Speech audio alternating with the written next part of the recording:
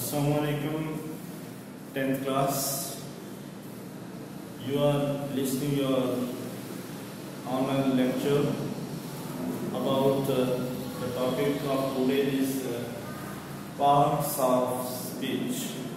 Parts of speech. आप जानते हैं कि क्या होते हैं पार्ट्स ऑफ स्पीच? अगर हम इसको उर्दू ट्रांसलेट करें तो इसके मानी है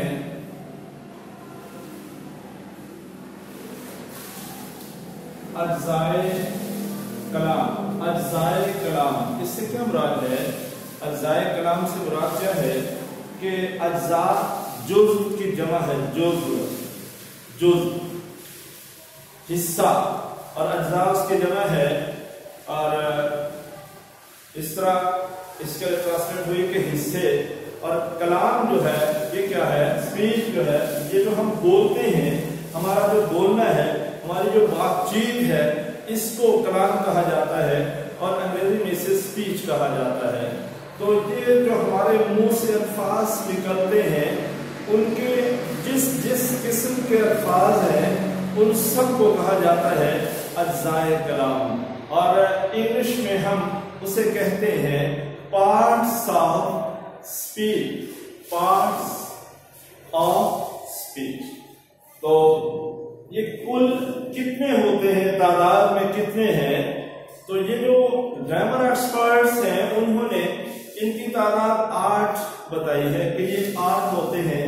लेकिन जो लेटेस्ट रिसर्च है, जो ग्रामर एक्सपर्ट्स की रिसर्च है, उन्होंने इनकी तादाद 9 बताई है। तो उसमें एक और जो है ना, उन्होंने स्पेशली एक और चीज इसमें शामिल कर दी है, वो है आर्टिकल। अब देखते हैं कि किस तरह से हम इन डिटेल इसको डिस्कस करते हैं। Number 1,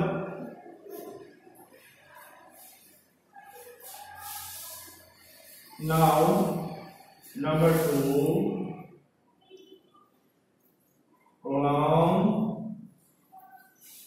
Number 3,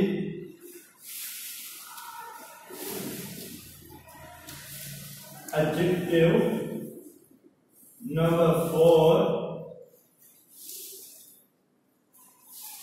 verb. Number 5, adverb. Number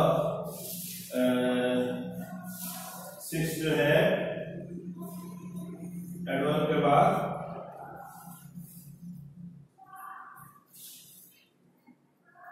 conjunction 7,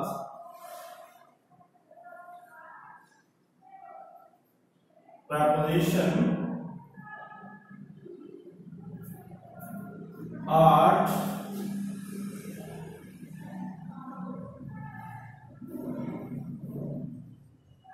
interjection और 9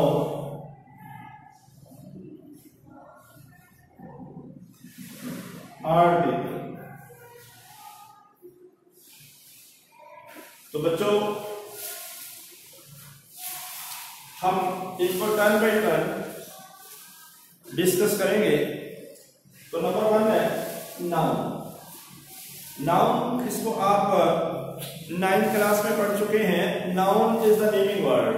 कोई भी नाम है, कोई भी नाम है, वो चाहे कंक्रीट थिंग्स है, फिजिकल थिंग्स है, या वो स्पिरिट्स है, कैफियत है, एहसासात हैं, जज्बात हैं, ये सब के सब जितने भी हम नाम रखते हैं, किसी भी चीज का हम नाम लेते हैं, उसे हम कहते हैं नाउन। उसे हम कहते हैं नाउन। और ये जो नाउन है, इसकी बहुत सारी आगे काइंड्स भी हैं, वो आप पहले पढ़ चुके हैं, तो यहां पे उसकी जरूरत नहीं है क्योंकि मेरे पास टाइम कम है, उसके मुताबिक हम चलेंगे। नाउन, तो अब देखते हैं कि नाउन में कौन कौन सी चीजें आती हैं।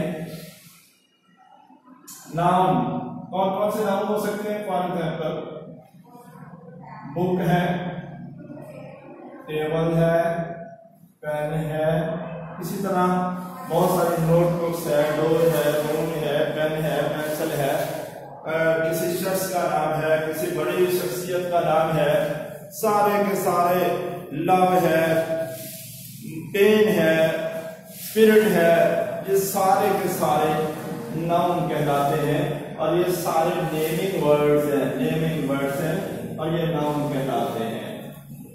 उसके बाद प्रोनाउन जो है, ये प्रोनाउन जो है दरअसल ये भी एक किस्म का नाउन है, या यूं कह लें कि ये नाउन की जगह पे जो मुतबादिल लफ्ज इस्तेमाल किए जाते हैं वो प्रोनाउन कहलाते हैं। उर्दू में हम इनको कहते हैं इस्म ज़मीर। उर्दू में अगर आपकी उर्दू ग्रामर ठीक है, आपने पढ़ा हुआ है बेटे, तो इसको इस्म ज़मीर कौन से होते हैं? मैं, वो, तुम वगैरह। तो इंग्लिश में प्रोनाउन कौन से होते हैं? I, we, they, you, he, she, it, her, his वगैरह, माई, माइन वगैरह, ये सारे के सारे प्रोनाउन हैं। और ये जो लफ्ज है, ये जो अल्फाज हैं, ये नाउन की जगह पे इस्तेमाल किए जाते हैं। कहाँ पे इस्तेमाल किए जाते हैं? नाउन की जगह पे इस्तेमाल किए जाते हैं। ये कौन से हो सकते हैं? मसलन ही, शी, इट, यू, माई वगैरह। तो ये सारे प्रोनाउन हैं। आगे प्रोनाउन की भी किस्में हैं। इसमें फर्स्ट पर्सन है, सेकंड पर्सन है, थर्ड पर्सन है। ये चीजें इसको मज़ीद क्लासिफाई करें तो ये चीजें सामने आती हैं। तो लेकिन है सारे प्रोनाउन। ये भी वो अल्फाज है जो हम बोलते वक्त बार बार इस्तेमाल करते हैं। जिस तरह हम चीजों के नाम लेते हैं, इसी तरह हम ये जो प्रोनाउन है ये भी यूज करते हैं।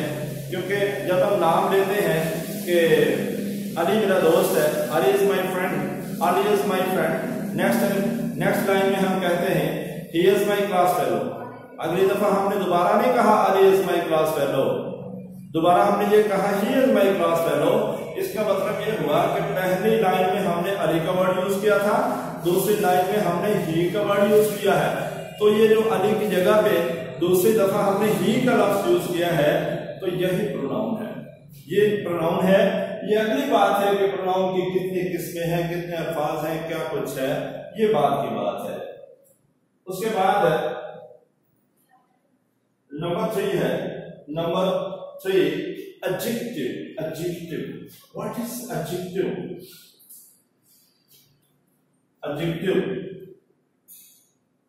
इसको पढ़ना क्या है? एडजेक्टिव। नो एडजेक्टिव नहीं कहना, बल्कि एडजेक्टिव। और इसमें सिर्फ, उर्दू में आपने पढ़ा होगा, इसमें सिर्फ क्या है? जब हम किसी शख्स की, किसी नाउन की खूबी, खामी, कैफियत को बयान करते हैं, जब हम किसी नाउन की खूबी, खामी, कैफियत को बयान करते हैं, तो उसके लिए जो वर्ड यूज किए जाते हैं उन्हें हम बोलते हैं एडजेक्टिव। इन अल्फाज को हम क्या बोलते हैं? हम बोलते हैं एडजेक्टिव। क्लियर होगी बात? क्लियर है? उसे हम बोलते हैं एडजेक्टिव। फॉर एग्जाम्पल मैं कहता हूं ही इज अ गुड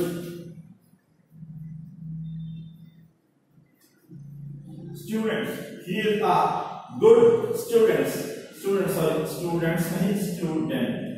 अब ये एक तालिब इल्म है, इसके लिए हमने लफ्ज इस्तेमाल किया है गुड, अच्छा तालिब इल्म है, अच्छा स्टूडेंट है। तो ये जो नाउन है, ये एक बच्चा है, एक लड़का है, एक तालिब इल्म है, इसकी खूबी खामी हम बयान कर रहे हैं स्टूडेंट। इसके लिए हमने लफ्ज इस्तेमाल किया है गुड। तो यहाँ पे गुड जो होगा ये क्या है? ये एडजेक्टिव है। ये क्या है? एडजेक्टिव है। इसमें सिफ्त है, एडजेक्टिव है, इसमें सिफ्त है। उर्दू में, इंग्लिश में कहते हैं एडजेक्टिव। ये भी एक पार्ट ऑफ स्पीच है, क्योंकि हम अपनी रोजमर्रा की जुबान में, अपने रोजमर्रा की लैंग्वेज में ये हम अक्सर इस्तेमाल करते रहते हैं। क्लियर? ओके। सेकंड थिंग, इसी तरह और बहुत सारे एग्जांपल्स हम नोट कर सकते हैं जहां पे हम कह सकते हैं he is a very genius student. Genius वो बड़ा ज़हीन है, he is an intelligent student, बड़ा ही ज़हीन तालिब इल्म है। हम कह सकते हैं कि बहुत सारी आई हैव ओल्ड बुक्स, मेरे पास पुरानी किताबें हैं। ओल्ड ये भी एडजेक्टिव है क्योंकि ये किताबों की एक नाउन की इसकी खसूसियत बयान कर रहा है, इसलिए ये भी। और ये हमेशा ये याद रखिएगा, एडजेक्टिव जो है ये हमेशा सिर्फ नाउन को क्वालिफाई करता है, यानी नाउन की खूबी खामी को बयान करता है। इसके बाद आता है एडजेक्टिव कौन कौन से हो सकते हैं। मसलन गुड, बैड, टॉल, स्मॉल, लंबा लड़का है, छोटा लड़का है, छोटे कद का है, बड़े कद का है, बड़ा तेज है, बड़ा एक्टिव है, बड़ा क्लेवर है, एक्टिव है, क्लेवर है, ये सारे के सारे एडजेक्टिव हैं। नेक्स्ट है वर्ब। What's verb? वर्ब क्या है? वर्ब क्या है? ओ हाँ, these are action words. These are action words. Action words. What's the action word? क्या होता है action word? जिसमें काम करना पाया जाए, जिसमें काम किसी काम का करना या होना पाया जाए, जिसमें शो हो रहा हो कि काम को डिफाइन कर रहा हो कि काम हो रहा है। काम जो होता है वही वर्ब है। कोई भी काम, for example sleep, eat, go, come, right, read, ये सारे अल्फाज जो हैं ये वर्ब होते हैं। वर्ब जिनसे किसी काम की निशानदही होती है। These are the words which show the work done. These are the words which show the work done. ये किसी काम की जो निशानदही होती है, these are called verb. ये बेशुमार हैं, दुनिया में बहुत सारे काम चल रहे हैं, बहुत सारी इसकी एग्जाम्पल हो सकती है। मसलन कम, मसलन गो, मसलन read, for example write, for example do also, for example sleep, for example buy, for example sell, ये सारे के सारे जो हैं ये सारे वर्ब होते हैं। वर्ब। अब वर्ब की भी आगे दो किस्में हैं। वर्ब की आगे verb has two types, transitive and intransitive. Transitive and intransitive. Transitive.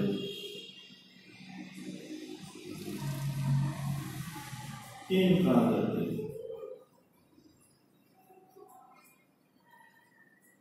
Transitive वो होते हैं जो सब्जेक्ट के साथ जहां पे ऑब्जेक्ट एंड पे लाजमी हो, और इंट्रांजिटिव कौन से होते हैं?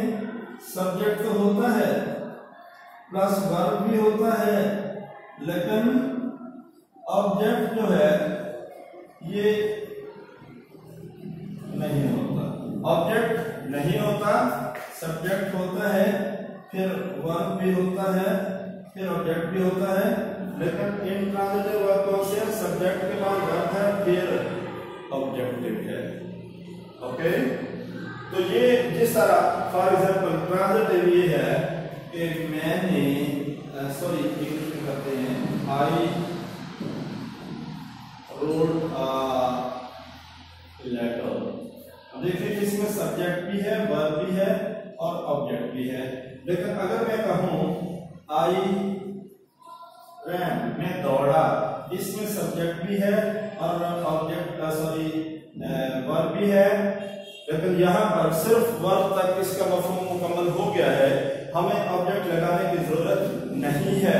ऑब्जेक्ट लगाने की जरूरत यहाँ पे हमें नहीं है। फिर भी इस टेंस का मतलब पूरा हो गया है, इसका मफहूम वाज़े है।